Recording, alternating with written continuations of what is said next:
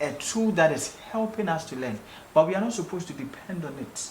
So as Gideon is saying, right now, a lot of people are not thinking critically, right? I mean, I don't know how best to say this. Forgive me.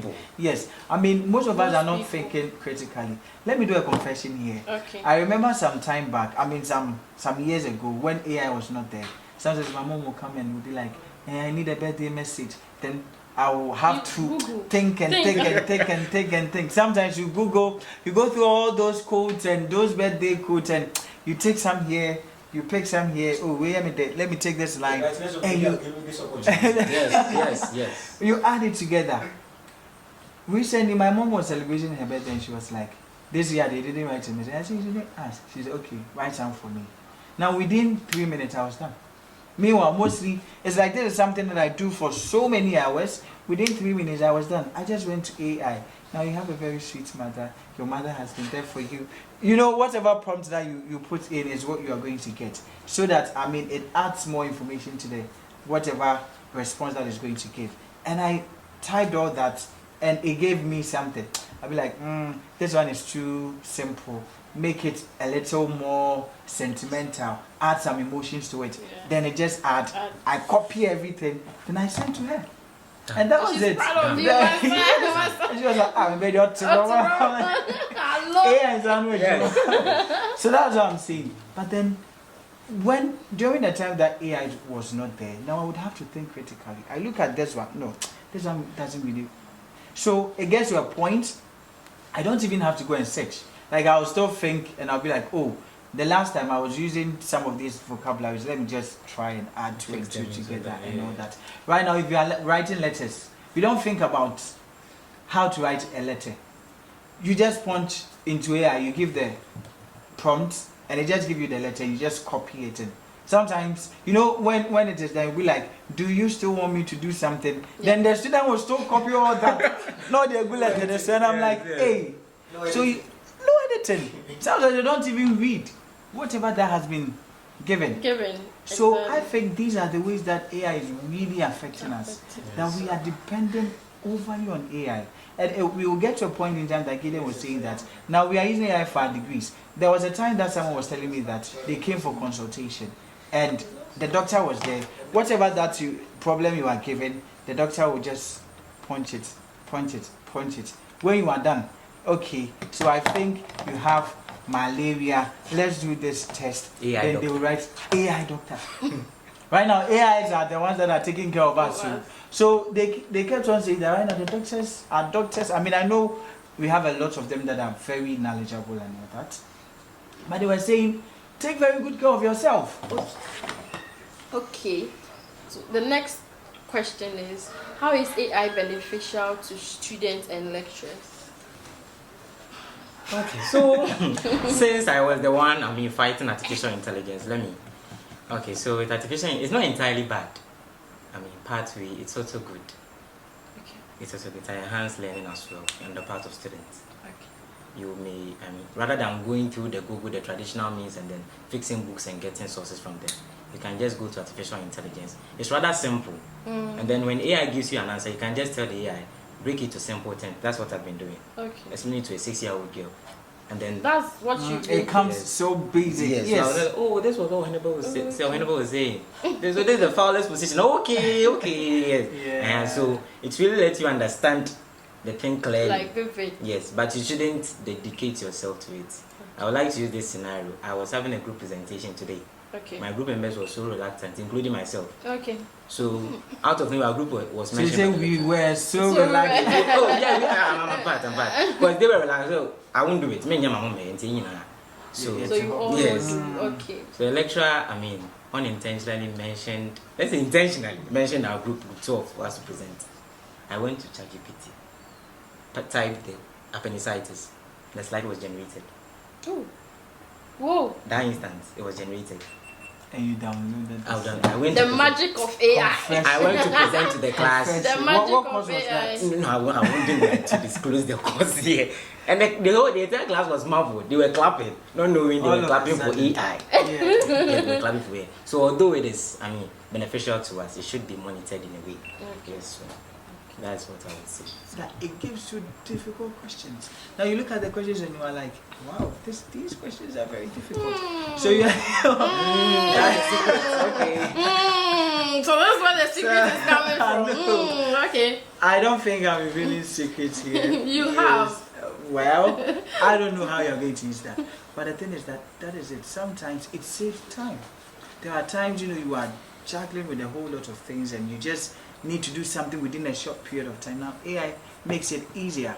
As I said, gone were days that you have to go to Google, search through each and every site. Before you realize, it's like hours are gone. But right now, you just punch it and it's like within some seconds, you have the information. Now you are going to do health education, you punch, you have certain information and all that. Even with our research, sometimes it is difficult to even generate research questions. Sometimes you may have an idea, okay, I want to do a research in this area. You can just put it in AI. Maybe what are some of the knowledge gaps concerning some of these things? Give me prospective research questions. Then it will give you a lot of research questions and you start thinking around it. And you choose the one that you think, or you modify it according to how you want it. So these are different ways that AI can help us. But as lecturers, we know, lecturers don't overly depend on AI. Lecturers don't. It's always students. Not always, but students are the ones that needs really to be monitored. Yeah. And right now I like the fact that there are so many schools that they check for AIs. Yeah. Right? Yeah. Maybe we may tackle that in our subsequent questions. What impact does it have on our academics? I think so. When it comes to social media and AI, now as we have already discussed, it has positive benefits and it has negative benefits. Now with the positive ones that we are talking, we are able to have access to certain information even elsewhere. Now right now we know about the US-Iran war through social media. Are you in Iran? Have you traveled to Iran? Have you been to Dubai? But you can narrate exactly what is happening. What is even the cause and all that? Because we have AI that connects us to different parts of the world. So these are all benefits that we can have. You get the opportunity to learn from people. We may have role models, right? Okay. I don't know if the question was, what impact does it have on our academics? Students. Good. Yes, as students. Okay. So let me stick to just the academic. Good. Yes. Context. Yes. So in academics, as I said, with social media, you are able to use it to clarify a lot of concepts, even if it's complex. Now you watch videos on YouTube. Mostly I tell them, all these things that we are teaching you in class, sometimes you try to do the practicality and everything. When you go home, go to YouTube, go and search for this, that. If you search, you are going to find a lot of videos. If you are done watching about 3, 4, 5 videos, by the time you are done, you realize that it is taken better. Sometimes you are just looking at the slides and it's like you are not really getting it. But you watch videos and you are like, okay, this is what Madam Sarah was talking about and all that. So sometimes it makes complex topics very easy. And I believe that social media and AI has vast information, right? Depending on how deep you want to go with the information, you're able to get. Now you see, ChatGPT is like whatever prompt that you give, that is the response that you get. There are times that I'll be like, generate something that I know, even if I go online, it's like 10. I'll be like, generate 50. Then it will generate. Of course. Yes, it will generate. Sometimes you're even looking for business ideas. You'll be like, generate 50 business or maybe names that I can give to my business. Generate 100. After the 100, you can still generate more 100. It keeps on generating. Now you realize that it has access to vast pool of information, and at the end of the day, you are able to swim within that pool, get to have those information that you really needed. So these are ways that is really helping us, and we get the opportunity to learn a whole lot of things when it comes to academics. Thank you, Gideon. Okay, so social media and AI's impact on our academics. Yes. I'm a student, so I think its harmful aspect goes beyond its positive aspect, as stated earlier. Although it helped in the research and all that, but certain research being put across the world indicates that artificial intelligence and social media is really, causing harm to our intellectual ability. Okay. Research by Microsoft and then our very own Stephen Hawking. Okay. Yes, and then I would like to make this quote. I mean, with respect to, I mean, the current vice president of the National Military Association. Let's He said something. Let me quote it. He says that social media gives access, AI gives us intelligence, but it's still the student who gives its purpose. The real advantage isn't just using these tools; it's knowing how to use them wisely. So I advise, I mean, my fellow students out there that know how to use them and not rely solely on AI. For examination when you're being tried. Saving, please, lecture. Want you to advise us? Okay, so that's going to be my last usage words. Yes. With the usage of social media and AI. Now, let me also tell you one way that it affects students, especially social media. It affects our students' academic performance. Mostly, you know, we did an episode on attendance and all that. Sometimes students don't sleep early because they are on social media.